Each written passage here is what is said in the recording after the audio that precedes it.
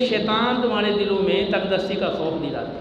جس کی وجہ سے تم ردی چیزیں، نکارہ چیزیں، ناقابل استعمال چیزیں دین کی راہ میں خرچ کر رہے ہو، تو یہ شیطان دراصل تمہارے اندر تنگ دستی کا خوف پیدا کرتا ہے اور تمہیں بخل کی ترغیب دلاتا ہے۔ لیکن اس کے مقابلے میں اللہ تعالیٰ کا تمہارے ساتھ وعدہ ہے، ان تقرضوا اللہ قرضا حسنا یضاعفہ لکم ویغفر لکم واللہ شکور علیم۔ اگر تم اللہ رب العالمین کی راہ میں خرچ کرو گے، دین کے لیے خرچ کرو گے، اللہ کو قرض حسنہ دو گے، اللہ کئی گنا بڑھا کر تمہیں واپس عطا کر دے گا اور تمہارے گناہ بھی معاف کر دے گا۔ اللہ تعالیٰ تو بڑا قدردان ہے،